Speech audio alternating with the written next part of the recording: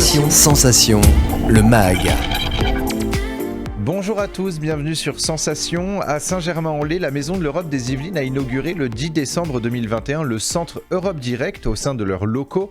Le réseau a plusieurs objectifs tout au long de l'année. On écoute Marie-Raphaëlle Minier, manager du centre d'information Europe Direct de Saint-Germain-en-Laye. Les missions générales d'un Europe Direct, c'est vraiment le rapprochement entre les institutions européennes et les citoyens.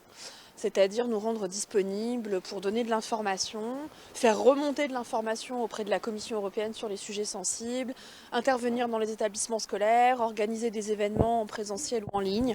Voilà, faire de notre mieux pour rendre plus tangibles et plus concrètes les initiatives de l'Union européenne. Alors la Maison de l'Europe, qui est la structure haute, puisqu'un centre d'Europe Direct a besoin d'une structure haute pour être hébergé et pour pouvoir fonctionner. La Maison de l'Europe va fêter ses 20 ans cette année, en 2022, en février. Et de mémoire, le Centre Europe Direct existe depuis 2011, donc presque plus de 10 ans. Et là, on vient d'être accrédité à nouveau pour les 5 prochaines années. Donc normalement, il y aura un beau Centre Europe Direct jusqu'en 2027. Avec ce centre, de nouvelles missions et objectifs seront mis en place, mais l'ambition principale reste de créer un lien entre l'Europe et les citoyens. Marie-Raphaëlle Minier. Des débats en ligne et je l'espère en présentiel autour de la présidence française de l'Union européenne et de la conférence sur l'avenir de l'Union. Des actions autour de la Butcher Box pour les établissements scolaires avec à côté une sensibilisation aux fake news via le prisme européen. Qu'est-ce qu'on a prévu d'autre ? Le marché de l'Europe, on croise les doigts très fort, des cafés européens, notamment pour les seniors, et on a pris un engagement assez fort par rapport aux zones rurales, puisque les Yvelines restent un département rural, donc essayer de faire remonter un petit peu les opinions et les attentes des citoyens qui vivent dans les petites communes rurales des Yvelines. Le plan de communication se fait d'une année sur l'autre, c'est-à-dire qu'en fin d'année, on dit à la représentation en France de la Commission européenne, voilà les 12 prochains mois, on va faire ça, ça et ça. Et on s'engage en fait quelque part à réaliser certaines actions. Et ensuite, à chaque fin d'année, on fait le bilan. Est-ce qu'on l'a réalisé ou pas ? Est-ce qu'on a tenu nos engagements vis-à-vis de la Commission ? Pour Julia Hillenberger, chargée de communication à la représentation en France de la Commission européenne, Europe Direct doit agir en faveur de l'information des projets et politiques de l'Europe auprès des citoyens. Le réseau Europe Direct a plusieurs missions. La première, c'est une mission d'information par rapport aux citoyens européens pour être le relais de toute l'actualité de l'Europe sur ses valeurs, sur ses politiques et sur ce qu'elle fait. Par exemple, pouvoir expliquer concrètement comment l'Europe lutte contre la pandémie de Covid-19 ou comment est-ce qu'elle relance l'économie avec son plan Next Generation EU. Également des missions d'intervention sur tout ce qui est groupement scolaire, que ce soit du primaire jusqu'au lycée et université. Les centres Europe Direct permettent de promouvoir une citoyenneté européenne active. Elle a également une mission de relais d'information par rapport à la presse, aux médias locaux, aux relais d'opinion, pour être vraiment le référent officiel de toutes ces questions européennes. Une autre mission importante est celle de points de contact et d'information pour la Commission européenne, pour être au courant de tous les sujets un peu sensibles sur le territoire, pour qu'on puisse aussi réagir, nous, au niveau de la Commission européenne.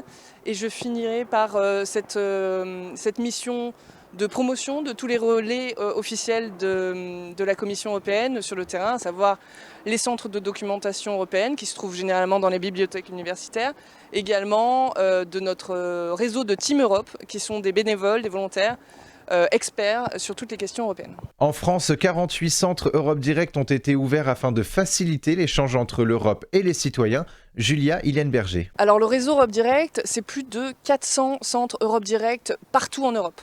C'est vraiment pour la Commission européenne le point de contact et le relais le plus direct, comme son nom l'indique, entre l'Union européenne et les institutions et les citoyens.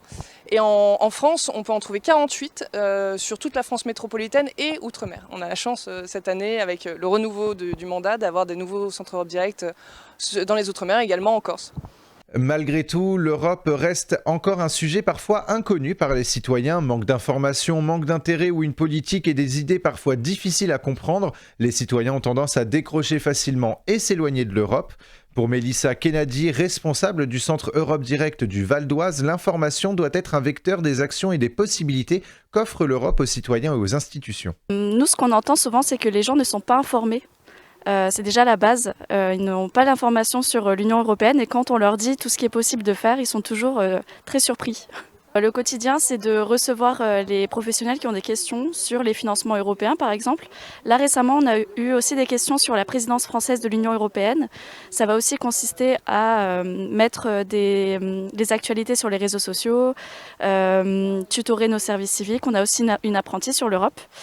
Et organiser des événements autour de l'actualité européenne sous forme de débats, d'interventions scolaires, d'ateliers, de formation, etc. Le Centre Europe Direct prend place, je le rappelle, dans les locaux de la Maison de l'Europe des Yvelines. Pour Martha de Cidrac, présidente de la Maison de l'Europe des Yvelines, ce centre permet un lien supplémentaire entre l'Union européenne et les citoyens. C'est un lien très important et c'est un lien qu'il faut promouvoir au quotidien. La Maison de l'Europe des Yvelines, que j'ai l'honneur de présider, fait cela au quotidien vis-à-vis de l'ensemble de nos administrés dans nos territoires yvelinois, parce que l'Europe est très présente. Beaucoup de nos concitoyens ne le savent pas, mais l'Europe est déjà très présente et il est important que l'on puisse promouvoir et valoriser tout ce que l'Europe fait pour les Français aussi au quotidien, que ce soit à Saint-Germain-en-Laye, que ce soit dans nos villages ruraux, puisque les Yvelines sont un grand territoire dans lequel nous avons à la fois de l'urbain dense, mais nous avons aussi beaucoup de villages et beaucoup de petites communes. Le Centre Europe Direct aura bien évidemment un lien avec les actions de la Maison de l'Europe des Yvelines, Régina Lecointe. Europe Direct, c'est quand même une structure de la Commission européenne qu'on loge chez nous. Donc, puisqu'on a le même but, Maison de l'Europe et la Commission, et c'est normal qu'ils sont installés chez nous et qu'on travaille ensemble. Parce qu'on est dans la communication pour l'Europe, on doit leur expliquer aux citoyens à quoi sert l'Europe. Donc on a tout à fait les mêmes buts et on travaille ensemble et on est ravis de pouvoir comme ça travailler étroitement avec la Commission européenne. Depuis presque 20 ans, la Maison de l'Europe des Yvelines tend à informer les Yvelinois sur les actions de l'Europe dans le monde et le département. Régina Lecointe, secrétaire générale de la Maison de l'Europe des Yvelines, retrace quelques grands projets mis en place en 20 ans. Là où je suis très fière parce que c'était vraiment une création citoyenne. Et ça venait du citoyen pour convaincre les élus de l'importance de l'Europe et de parler de l'Europe. Donc c'est pour ça que j'en suis très fière. C'était pas toujours simple parce que quand on a tout de suite, quand ça vient d'un élu, il a d'autres moyens pour installer.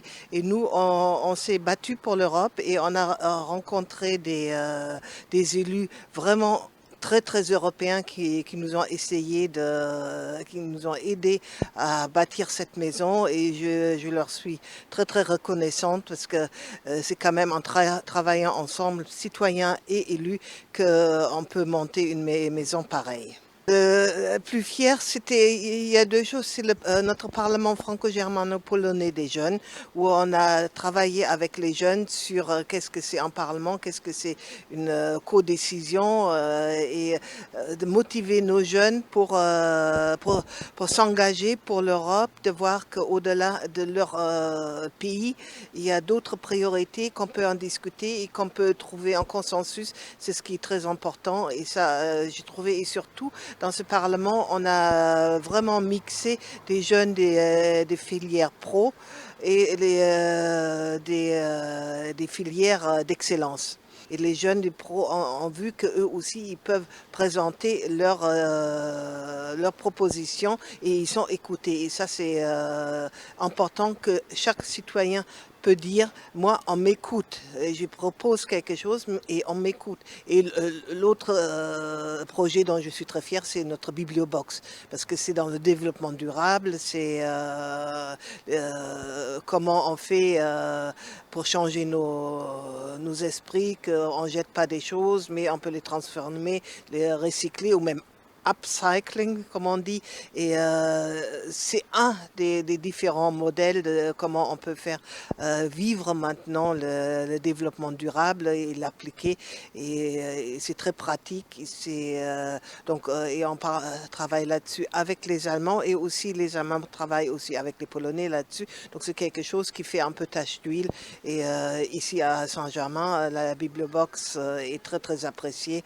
C'est la fin de cette édition. Merci à tous de nous avoir suivis. Et pour revoir ou réécouter cette émission, rendez-vous sur notre site et application Radio Sensation.